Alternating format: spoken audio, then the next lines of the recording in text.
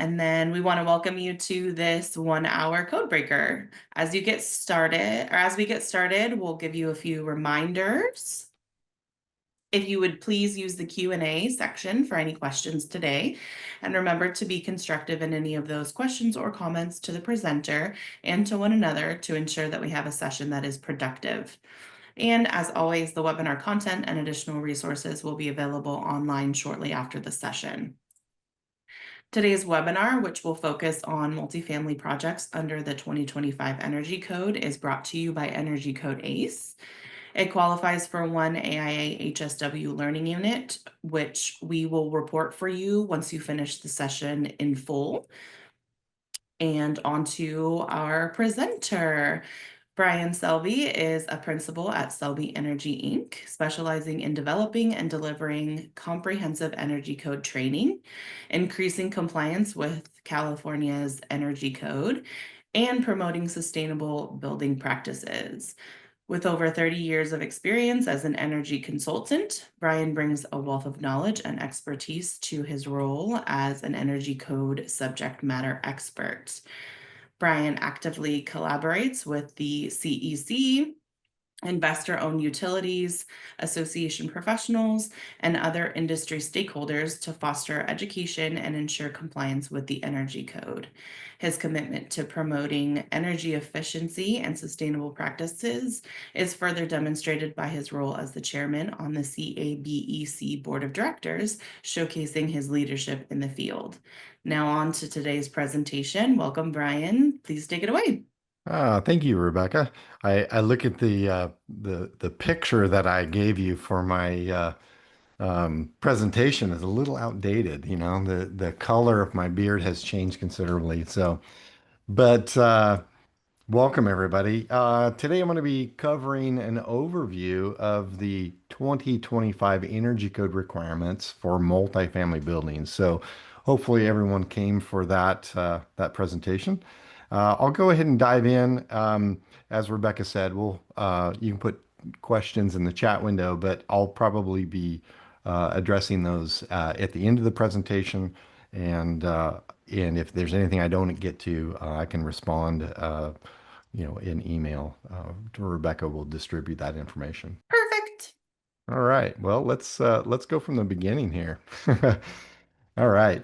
Well, I apologize for that. Sometimes I don't realize. So, obviously, our website is constantly being updated. This being a code cycle year, meaning that we have a new code cycle going into effect next year. We're in the process of updating a lot of our tools, our training, and our resources for that upcoming code cycle. So, it's always good to check into the Energy Code Ace website.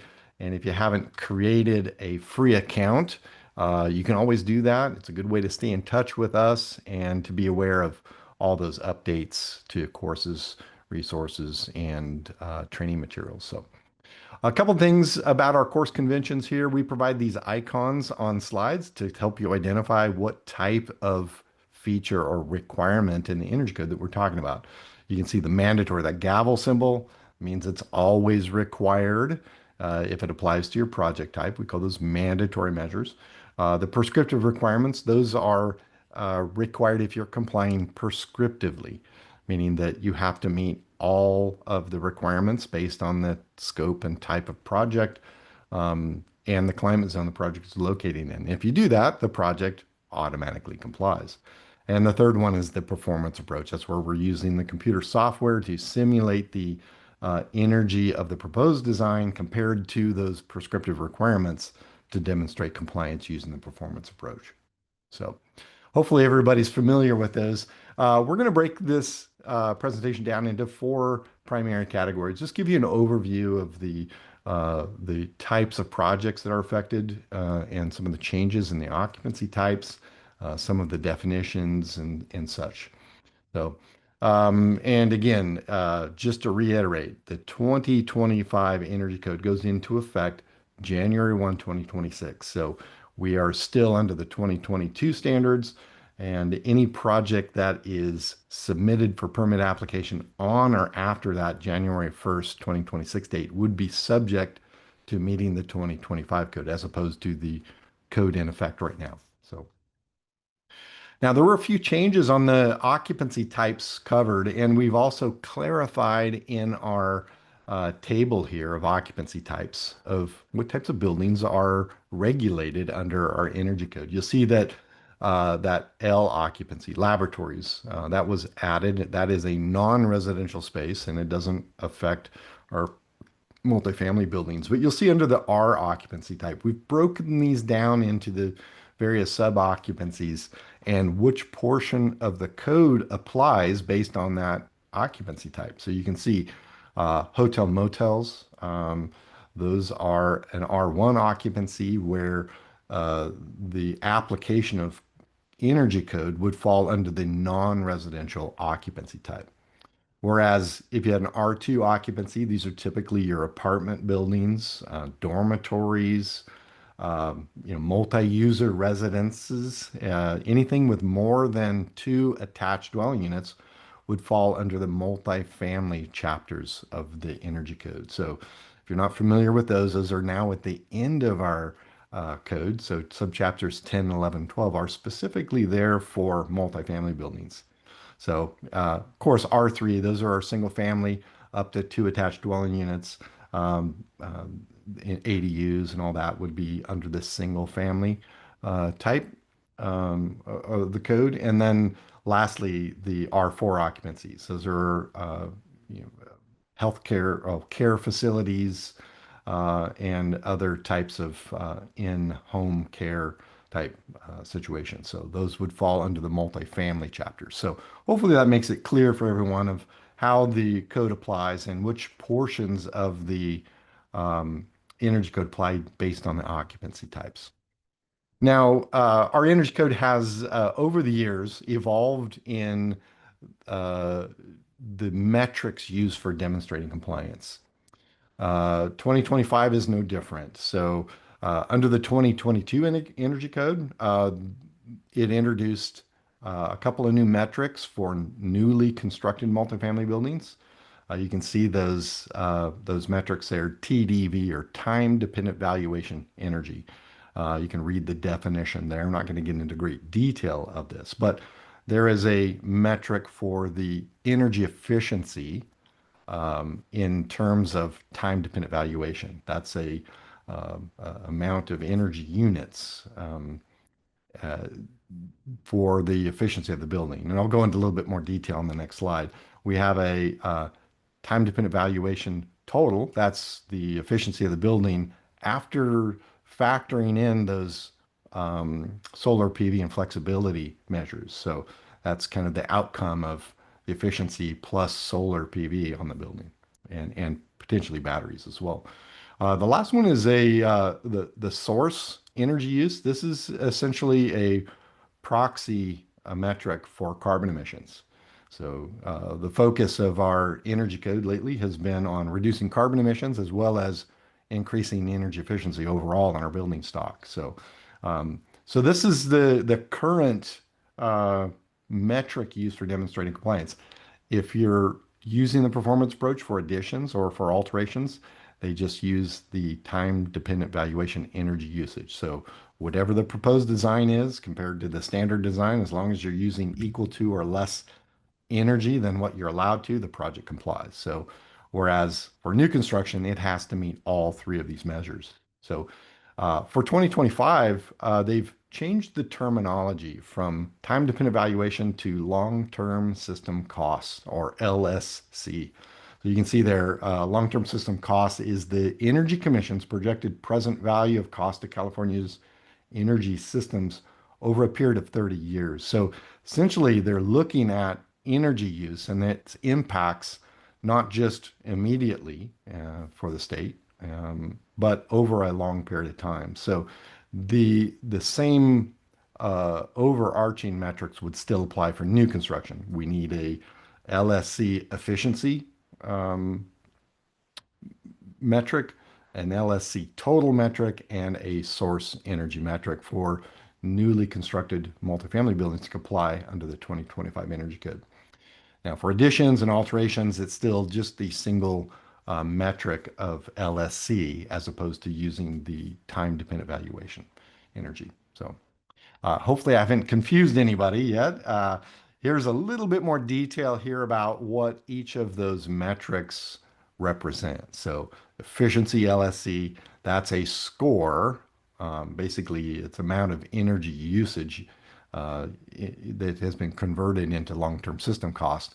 That represents the building's energy efficiency. So it includes those features, all the envelope features, walls, ceilings, floors, windows, and doors, um, indoor fans, either exhaust fans, supply fans, HVAC system fans, so forth, HVAC systems, water heating systems, and other loads that are um, applied to our buildings, such as lighting loads, plug loads, appliance loads, and so forth. Moving over to the total LSC, as I mentioned in the previous slides, this is a score representing the total amount of long-term system costs after factoring in the PV and flexibility measures. So we're going to talk about that a little bit more today, but essentially we're looking at the overall building efficiency and essentially subtracting out any of those um, uh, on-site renewable energy generation and energy storage system to get a total LSC. And then lastly, the source energy. That's a score representing the building's efficiency expressed in terms of hourly source carbon-based metrics. So imagine if you were to build a multifamily building using, let's say, gas space heating as the source. That would essentially be a penalty on our source energy. In fact, even all electric buildings, if they're using grid energy, have a certain amount of source carbon associated with that grid tied energy. So you'll still see source energy use in all electric buildings, but just keep in mind that each of these three metrics are treated individually.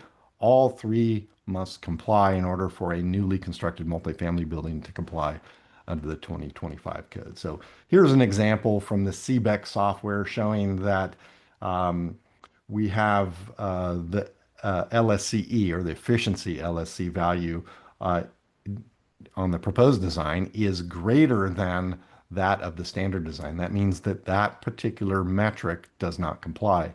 It has to be equal to or less than the standard design. So you can see that the total and the source LSC complied, but the efficiency didn't. Therefore, this project would not comply under the 2025 code. Um, Great. Another change for the 2025 code is just some terminology. What we often refer to as a HERS rater, Home Energy Rating System. That's a common terminology for those professionals, third-party inspectors that go out and do the field verification and diagnostic testing. So under the 2025 code, this is now being changed to ECC or Energy Code Compliance Rater. So if you see the words ECC provider, rater, or rater company, just understand that that means the same as it did under this current code cycle and prior, is that really we're referring to a particular third-party inspector that has been trained and certified according to the requirements of the code. So in some cases for high-rise residential projects, that responsibility of doing the field diagnostic testing is up to the installing contractor. So we'll talk a little bit about that today. So I've got a quick check your understanding quiz here. You can let me know in the chat window your responses to these. So what do you think about this one? Which energy efficiency rating is used to evaluate multifamily building performance under the 2025 Energy Code? Is that the EDR or Energy Design Rating, LSC, Long-Term System Cost, TDV, Time Dependent Valuation, or LCC, Life Cycle Costs? I'm not sure if anybody wants to. Yeah, I think most everybody is saying B, right? LSC. Hopefully we drove that home enough. Yeah, LSC will be used for both single family new construction and multifamily, regardless of whether that multifamily building is 3 stories or less or 4 stories or more. So good. How about this one? A new low-rise multifamily building requires field verification diagnostic testing for quality insulation installation, or QII. Under the 2025 Energy Code, who must perform this work? Is it the HERS rater, the installing contractor, or ECC rater? Yeah, it looks like everybody, we're good. You guys know this stuff. So good. I'm glad that's ringing true. So I don't know if, yeah, that answer showed there. Good. All right. Good. Let's move on to some of the mandatory requirements, some of the changes in the energy code for envelope, mechanical, water heating, and some new changes that maybe you haven't really looked at or have been required to look at are pools and spas. So we'll get into a little bit of that as well. So some terminology that I like to focus in on for multifamily spaces. So within a multifamily building, and let's say an R2 occupancy, we have dwelling units and we have common use areas. Okay, both of those spaces have different use types, where a dwelling unit is that independent living facility, includes living, sleeping, eating, cooking, and sanitation, right? Those are features that would be characteristic of someone living in that space. Whereas a common use area, these act and feel like non-residential spaces. These include, offices, community rooms, corridors, laundry rooms, lounges, lobbies, things of that sort. So, just want to point out that common use area is still a multifamily occupancy type. So the what is not covered under a common use area is a non-residential separate business or something. So that would be found under the non-residential requirements.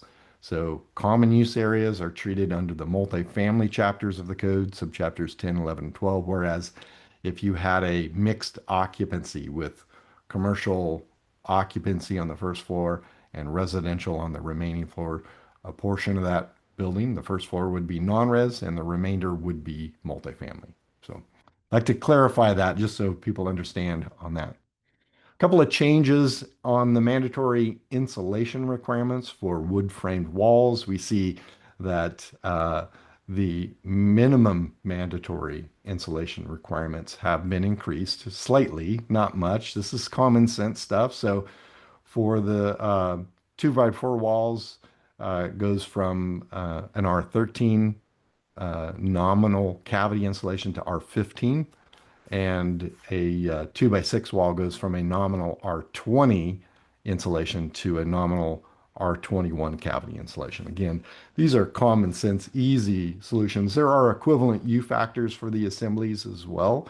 If these are not wood framed assemblies, they would still need to meet those overall U factors for, let's say, a light gauge steel metal frame construction on that. Going to the mechanical systems in the dwelling unit ventilation requirements. So this is where the code has changed significantly for multifamily buildings. So if you're building a newly constructed multifamily building, um, the dwelling units in a multifamily building use the same whole dwelling unit ventilation system type, meaning that you can't have one dwelling using a supply ventilation strategy and another dwelling using a balanced ventilation strategy. They all have to be of the same type. In addition to that, the Energy Code removed the strategy of using exhaust ventilation as a method for meeting the dwelling unit ventilation approach. Um, this was a major shift in the standards, essentially saying exhaust ventilation provides a negative pressure inside the dwelling, which induces more air transfer from other dwelling units. So now, in the current code, if you use an exhaust or supply ventilation strategy, you were required to do a compartmentalization test, meaning that you would have to perform a blower door test to ensure that the air transfer from that dwelling is leaking at a rate that is acceptable versus something that's higher. Now, uh, that is required will be required for the 2025 code for a balanced or a supply ventilation strategy. So compartmentalization is required for all ventilation types, and exhaust ventilation will no longer be allowed as a strategy for compliance with the dwelling unit ventilation.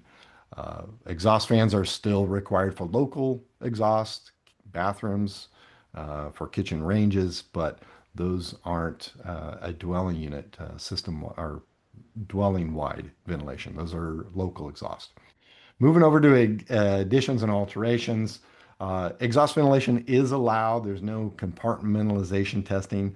Now, I do caution you if you're doing an alteration on an existing building, you might want to go in and read some of the language in the code for that so that you're sure that you're required. In some cases, if there wasn't a previous code requiring that space be provided with dwelling unit ventilation, there's no requirement to provide it unless you are altering it. In that case, those requirements may vary based on the previous requirement, previous code requiring it. So keep that in mind.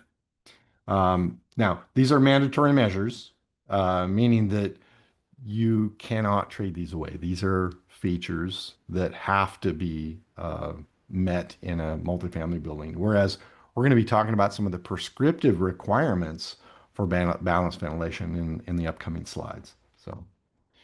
All right, some of the other changes for water heating, we've seen new uh, pipe insulation requirements to be in alignment with um, other codes, our plumbing code and such. So those requirements are found in 160.4E. They do include some features that need to be inspected to ensure that that insulation was installed properly, that it meets all the location requirements, it meets the thickness of insulation, and is protected from damage, whether that be from use or from pests and such. So those need to be in place for 2025 code. Central heat pump water heater ready requirements. These are much like the heat pump ready requirements for single family, meaning that if a building is designed with a gas or propane central water heating system, then there needs to be space reserved for the future installation of a central heat pump water heater. You need to provide the ventilation requirements, meaning that enough outside air is provided for that heat pump to do its job, as well as to exhaust any air as well, either through ventilation ducts or through penetration, screened openings and such. Needs to have the condensate drain line installed for the future condensing heat pump, as well as the electrical requirements, meaning the uh, feeder for the conductors, breaker space in the panel for the future installation of that central heat pump water heater. All right, moving on to pools and spas. So this is a new requirement. Pools and spas have been regulated under an energy code, um, but these are some new requirements, essentially making these requirements in the code match the requirements that are found on the certificates of compliance and installation forms. So this applies to heating a newly constructed pool or spa, as well as any newly installed pool heaters for existing pools or spas. So you can see that there are a number of options. We have 5 options for compliance with our new pool and spa heating requirements here. Have a solar heated pool meeting a 60% or more um, of the collector surface area of the pool. So essentially, whatever surface area the pool is, that solar thermal collector needs to be at least 60% of that area and meet some of the orientation and tilt requirements that a solar PV panel is required to meet. Option 2 is a heat pump pool heater. Again, moving towards our building electrification, carbon emissions by providing a heat pump for that pool heater. There are specific requirements for supplementary heat that you can't exceed uh, the capacity of the heat pump with supplemental heating. Third option is the heating system that derives at least 60% or more of the annual heating from on-site renewable, meaning that you can oversize your PV system to provide the energy to run electric heat. So that would be an option. Fourth, combination of solar heating and heat pump heating. So combining option one with option two. And then lastly, anything that has been determined by the executive director of the Energy Commission to use no more energy than any of those options above. So occasionally we see those options enacted mid-code cycle. So. All right, couple more things about pool heaters.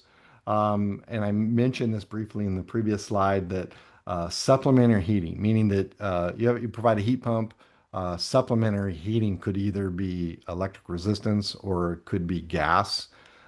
Basically, this is saying that they want to limit the use of that supplementary heating, making sure that the heat pump uh, cut on temperatures are set properly and the cut off temperatures are set properly so that that pump is not drawing from the supplemental heating rather than from the heat pump. Uh, Otherwise, it wouldn't be as efficient. All right, moving right along. Um, Prescriptive requirements. So we just went through mandatory requirements. Now we're going to hit prescriptively. And just a reminder for prescriptive requirements, these either apply if you're complying prescriptively. In many cases, there's motivations to comply using the prescriptive approach, or when you're using the performance approach, this prescriptive requirement sets the standard design for the performance approach in many cases. So I'll try to elaborate a little bit and give you a feel for which features can be traded away in the performance approach. All right, let's start with our envelope requirements. Not a lot of change here for the 2025 code, but we're seeing some minor changes to the cool roof requirements. We see these in our steep sloped roofs. So anything that is 2 and 12 or greater would be classified as a steep slope under our energy code, whereas a low slope roof would be anything less than a 2 and 12. You can see that the a few climate zones 10, 11, 13, and 15 have seen an increase in the aged solar reflectance of that cool roof material, as well as the optional solar reflective index would be updated from a 20 to a 23 in order to meet the same equivalent to increase in the age solar reflectance. So minor change for our steep slope roofs in a few climate zones.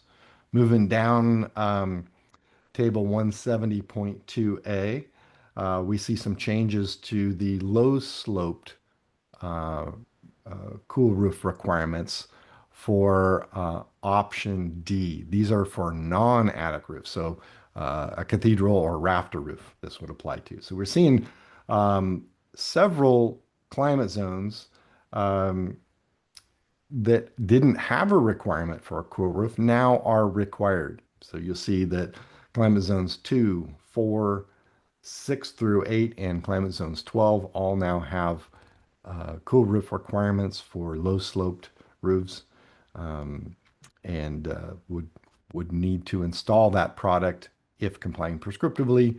Again, if you're using the performance approach, you can trade these off and not have to install that, but prescriptively, you would have to meet this requirement. Again, moving down table 170.2a, again, some of the high level changes. This happens to be for fenestration. Um, and there, under the 2022 code, there were some distinctions between fenestration that was installed in a low-rise multifamily building, meaning that it was 3 stories or less, and fenestration installed in a high-rise multifamily building, which is 4-story and more. Those distinctions have been removed. So if it's not a curtain wall or storefront unit, as represented on that top line, or a AW class window, then all other windows would fall under this all other category.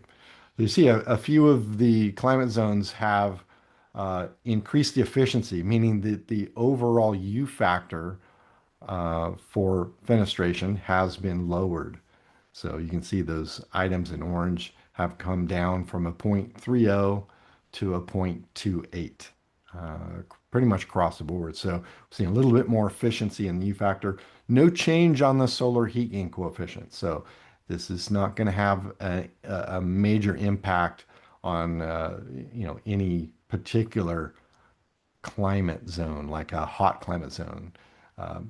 If anything, more of an impact on some of those colder climate zones, meaning that we have less heat transfer through those fenestration assemblies. So, all right. Again, moving on down. So we've changed here to table 180.2 B. So these are in the alteration section of the code. Subchapter 12, you'll see that some of the fenestration requirements have been changed. In some cases, U factors have been reduced. Some cases, the update to the relative solar heat gain coefficient, or RSHGC, have been those requirements have been removed. And this is really to bring our multifamily fenestration requirements in line with other building types, our single family buildings and such. So this is more or less a cleanup of the previous code cycle. All right, good. Hopefully everyone's still with me and following along here. Hopefully get through this and have some time for some questions here, but a few more things to cover. Moving on to our prescriptive mechanical requirements. Again, cooling tower efficiency was the efficiency overall was improved with regards to the cycles of concentration in those systems. You can see that certain cooling tower systems, axial fan, open circuit cooling towers, uh, serving condenser water loops for chilled water plants greater than 900 gallons per minute have to meet a certain fan efficiency. So based on table 170.2I, you can see, and the climate zone, those fans need to meet a certain overall efficiency based on the gallons per minute per hour that uh, cooling tower is flowing. So moving on to our prescriptive ventilation requirements. Again, we're just kind of touching some of the high points here, the significant changes between the 2022 code and the 2019 code. Sorry, 2022 code and the 2025 code. I went the wrong direction. We talked about this under the mandatory requirements. So keep in mind that mandatory requirements say that you can use either a supply ventilation or a balanced ventilation. Either one is allowed as a mandatory requirement. But when you move into the prescriptive requirements, if you're complying prescriptively, then that is going to set the baseline for the performance approach. So, these requirements are shall instead of may. I think we kind of highlight that well in here. When the dwelling unit ventilation is serving individual dwelling units in any multifamily building, that means low rise or high rise in climate zones 1, 2, 4, 11 through 14, and 16, that balanced ventilation system be either an ERV, energy recovery ventilator, or an HRV, heat recovery ventilator. In addition to that, it will have a sensible recovery efficiency of at least 67%, have a fan efficacy of no more than 0.6 watts per CFM, and be verified. So again, field verification would be for 3-story and less would be a ECC rater, not the HERS rater. And for 4-story and more, that verifier, that person would be either the installing contractor.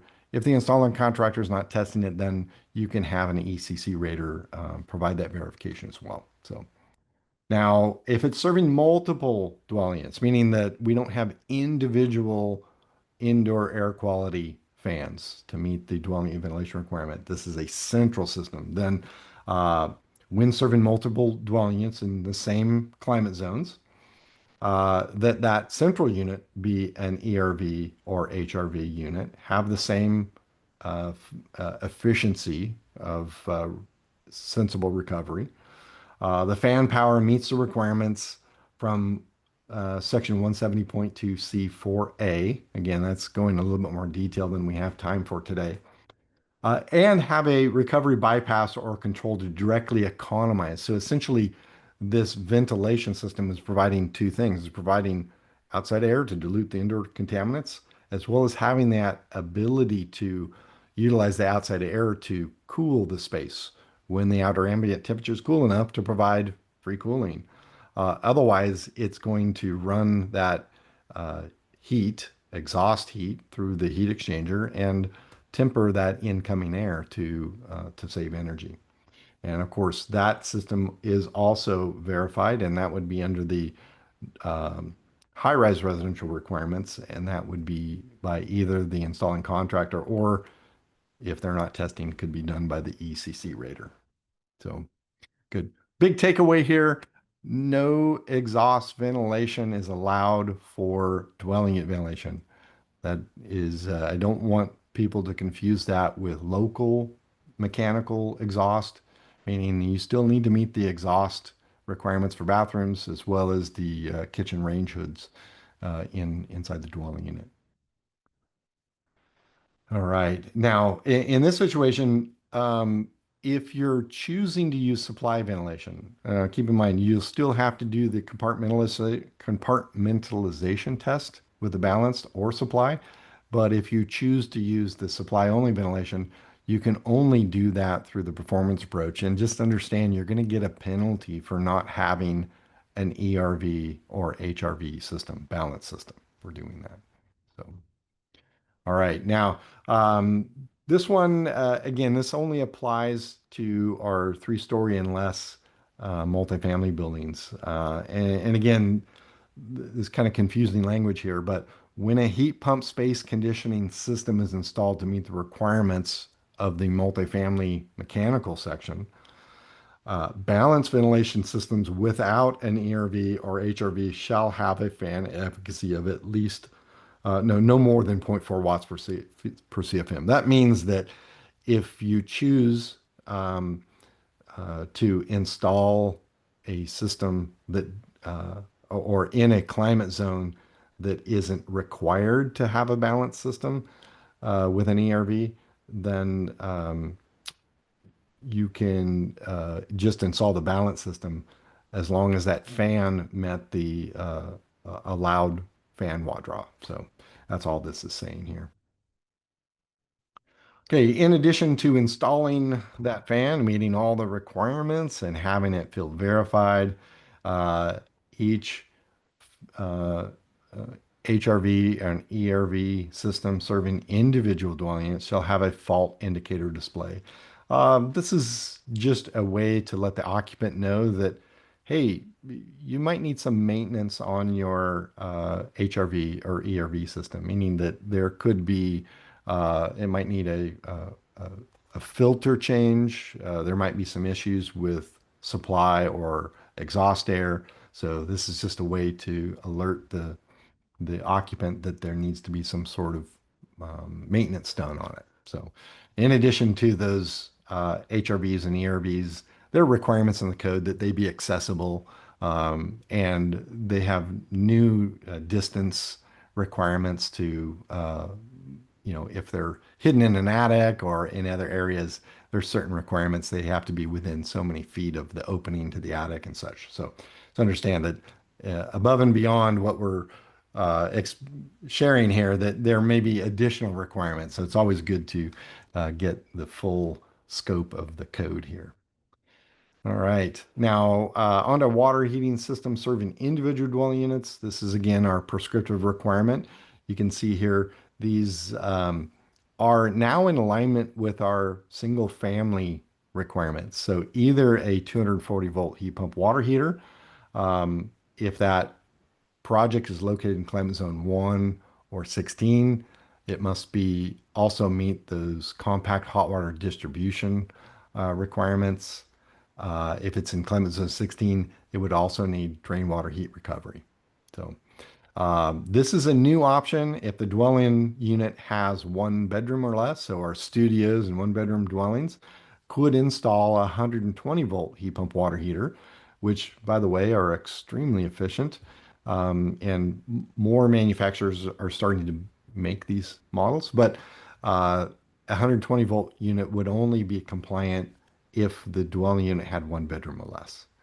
Now, the other option would be to install a single NEA, Northwestern Energy Efficiency Alliance rated Tier 3 heat pump water heater or higher. This happens to be the most common approach. I think most plumbing supply um, places stock the NEA Tier 3 or higher heat pump water heaters. The option at the top of the page here is a either a non-NEA rated heat pump water heater or a heat pump water heater that has a rating of lower than a tier 3. So what has been removed from this list? Again, this is the common theme with our energy code, building electrification. So the option for a gas or propane instantaneous water heater serving individual dwelling units has been removed for the 2025 code. But there are exceptions for allowing it in a 4-story or more to allow that tankless gas unit. So it would also trigger the heat pump ready requirements. So just keep that in mind. Anytime you use a gas, one of those 4 gas appliances that you would need to meet the electric ready requirements. All right. There are no prescriptive water heating requirements for common use areas. So again, that is up to the designer's choice. So whether that be gas or electric, essentially anything that's legal to be sold in California can meet those prescriptive requirements for a common use area. But when we're talking about dwelling units, it's got to be a heat pump. All right. Now moving on to our central DHW systems. Um, Now this is where you have either a NEA Tier 3, near NEA Tier 2 or higher heat pump water heater, or use a single pass heat pump water heating system. So single pass, you can see the asterisk down there at the bottom, is essentially a water heater where the cold water passes through the heating system once, as opposed to a multi-pass system where they're staggering or staging that water heating through a series of heat pumps in order to get that water up to the delivered temperature. So the third option would be a gas or propane system served by solar thermal. Again, those prescriptive requirements for central systems using a gas water heater are dependent upon the climate zone on how much solar thermal needs to be applied. Either, I think it's 25% in some climate zones, and I think 35% solar savings fraction in other climate zones. There are some modifiers that you can add to that, like drain water heat recovery to reduce that percentage if you go with a gas. But keep in mind, if you install a gas central domestic hot water system, you'll also need to make ready for the future installation of a central heat pump water heating system. So hot water pipes, again, meet the plumbing code. They need to be sized according to Appendix M. That's something that's been brought to our attention recently. Some amendments, some changes to our plumbing code to allow smaller diameter piping, essentially speeding up the delivery of hot water to fixtures. So it's always a good idea to get up to speed on some of those other code requirements. And then lastly, circulation systems. So whenever the water heating system is serving 9 or more dwelling units, that means that you'll need to install a digital thermostatic master mixing valve. So essentially, they're driving the water temperatures higher in those central storage uh, water heaters, um, and then using a digital mixing valve to deliver the heater temperature to the space. So that has proven to be more efficient than um, lower temperature water and not requiring the mixing valve. All right, couple check your understanding questions here. What do you think about this? What is a valid indoor air quality ventilation design configuration under the 2025 Energy Code for multifamily dwelling units? Can you use an exhaust fan to meet the IAQ or dwelling unit ventilation? Can you use a supply fan? How about a balanced ventilation system using a combination of supply and exhaust? How about the last one there, exhaust fan with blower door testing? So I would say there's more than one. Uh, two you would select, two you would not. So let's see who's. It looks like a lot of folks are saying B and C. C, B, C as well. Good. So I think everybody has been following along here. So um, yeah. So B, a supply fan. So just keep in mind that the exhaust ventilation strategy has been removed for 2025. That means that either a supply or a balanced ventilation system is the only ventilation systems that would be acceptable. All right. Question number two. Which of these water heaters can be used prescriptively to serve a new dwelling unit for a three-story multifamily building? Let's see. This is getting a little bit more into the weeds here. Can I use a heat pump water heater that's 50 gallons or less? Can I use a heat pump water heater of any size? Can I use a gas tankless water heater or an electric tankless water heater? So again, prescriptive requirements. What sets that prescriptive baseline? I'm seeing a lot of people saying B, heat pump water heater any size. All right, good, good. I'm glad everybody's paying attention here. So, in addition to B, you could also use A, pretty much any heat pump water heater. Now, there might be some differences on the voltage, 240 volt or anything with more than one bedroom. One bedroom or less, you can use that 120 volt. So, good. All right, let's move into prescriptive lighting. Really minor changes for our lighting requirements. Uh, Lighting requirements inside a dwelling unit are all mandatory requirements. So using the performance approach, you cannot trade off lighting that's either in the dwelling unit or switched from within the dwelling unit, meaning that it's outdoor lighting. Those are all mandatory requirements.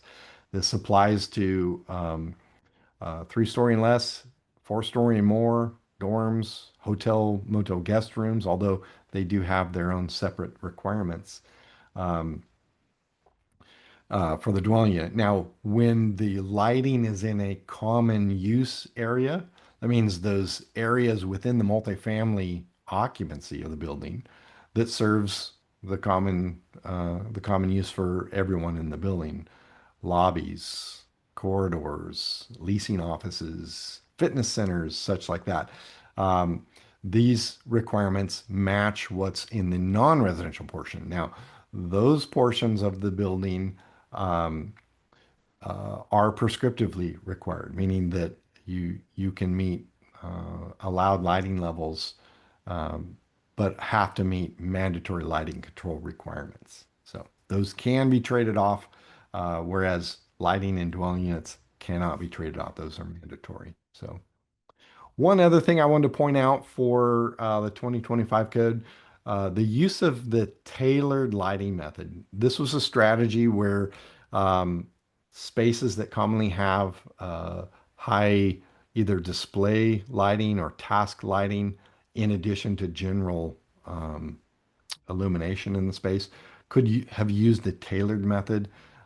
This has been sunset or basically removed from an option, but there have been added allowances using the area category method to capture some of these situations where you have specific task lighting or specific display lighting. So you'll see on tables 170.2M have been expanded to handle some of these other situations for either task or display lighting. So we usually call these footnote credits, but these footnotes that used to be footnotes have been integrated into the table themselves. So now these are additional lighting power options, meaning that you either get the lighting power credit or you get the install lighting power, whichever is less. We typically call these use it or lose it credits, and they only apply to those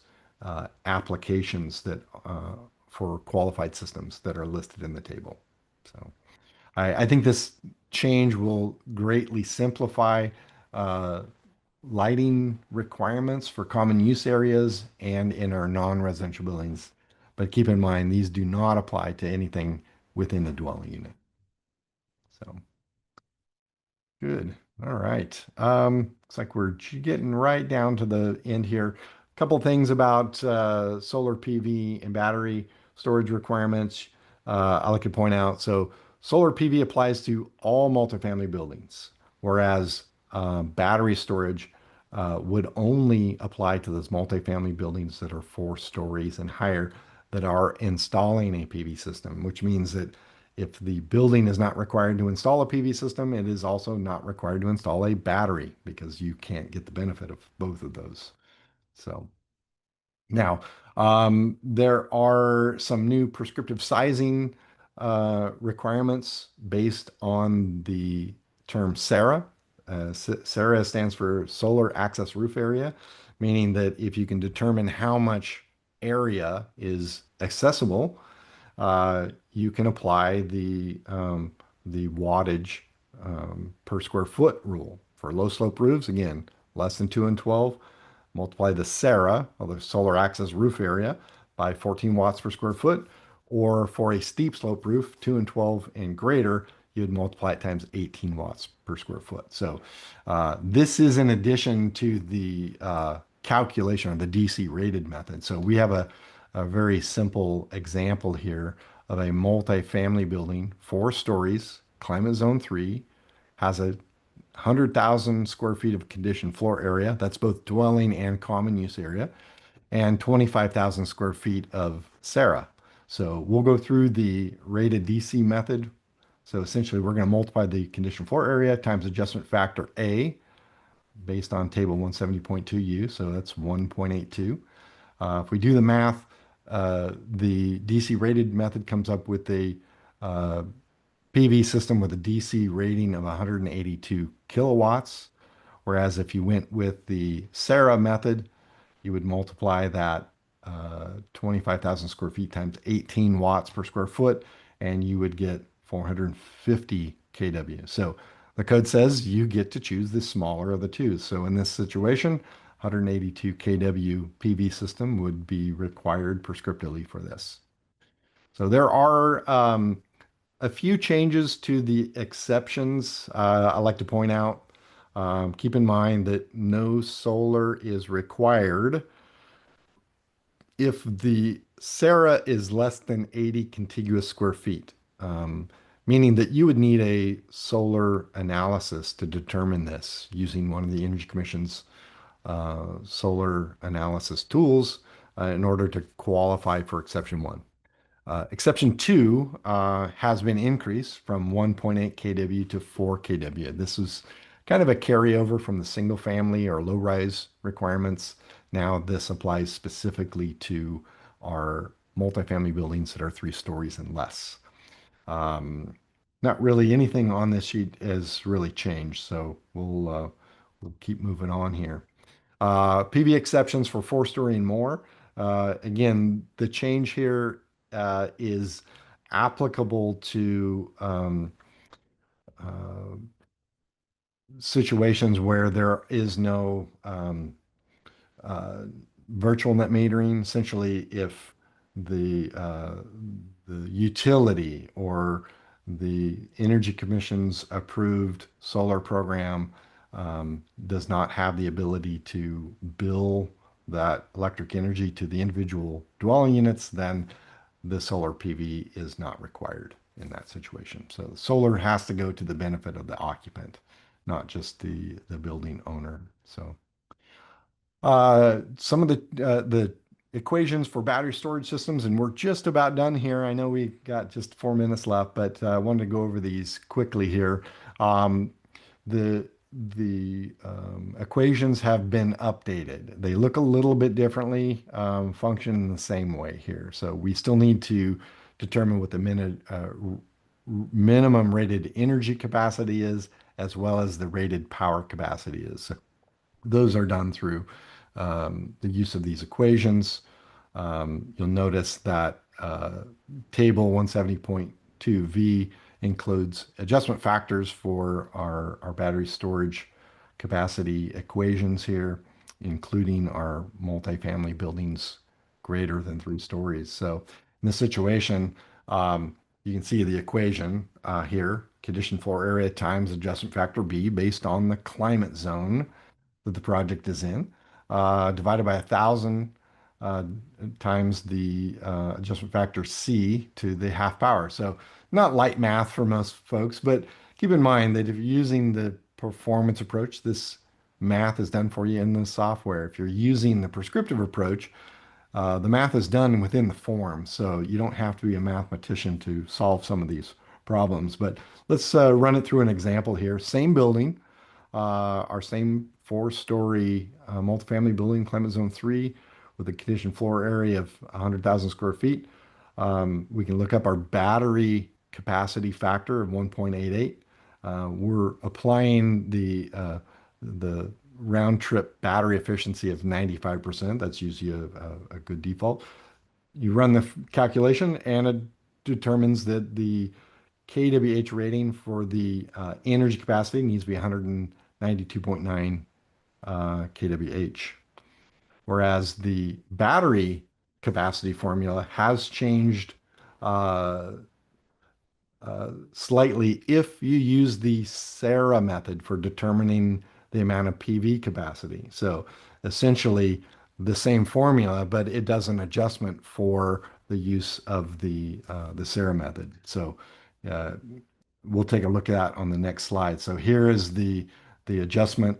So essentially that system that was what 197 kW or 992 kW is based on the Sarah method, and a smaller PV system size would be down to 57.87. So you would apply this formula based on the method used for determining the solar PV capacity. So lastly, the power capacity. This is an easy one.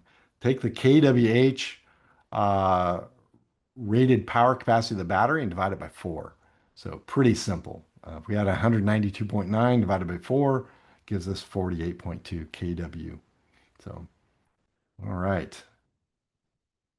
Good. Lastly, I believe this is one of our last slides here. Um, There's some exceptions here for battery storage systems for our 4 story and more multifamily buildings. Again, if the installed PV system capacity is less than 15% of the capacity determined by the formula, meaning that you used the Sarah method and you had very little solar access roof area, that means that you wouldn't need to install a battery. So also, if the battery storage system is less than 10 kWh, then a battery is not required to install. So cool. I think that brings us to the end here. I do have a couple of questions. I know we're right at 1 o'clock. Rebecca, I'm going to go through these and we'll wrap up here in just a second. So, which prescriptive compliance method was removed from the 2025 Energy Code for lighting in multifamily common use areas? Good. I think everybody's saying C, the tailored method. Absolutely right. And which of these valid solar PV exceptions for new multifamily buildings? So again, I'm going to jump to the conclusion for the sake of time, but for our three-story and less, if you have less than a 4 kWh PV system requirement, then no PV is required to install. So good. I hope that was very helpful. The remainder of my slides, I'm just going to toggle through these and I'll let Rebecca wrap things up. But essentially, just some of the resources and features that are provided by Energy Code ACE. I hope this was a helpful and uh, informative session here. Please let me know if you have any questions in the chat window, and I'd be happy to respond to those to Rebecca, and she can distribute those later. So.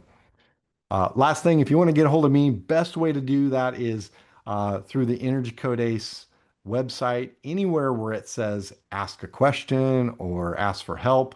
If you respond by making that a residential building question, I answer all those questions through the Energy Code Ace help desk. So please feel free to reach out to me through there with your questions. And yeah, I think that's it. We'll call it a wrap. Awesome. Thank you so much, Brian. Thank you again to Energy Code ACE. For those of you asking, we will be posting the recording, and Brian has offered to give us his slides as well. So you'll have a copy of those and additional resources, which will be available on the website, the AIA California website, in the coming weeks. And as Brian mentioned, there are a few open questions in the Q&A that we will answer offline and send out to you. For the sake of time, we'll just say goodbye and have a great afternoon to all of you. Thanks so much. Thank you, everybody.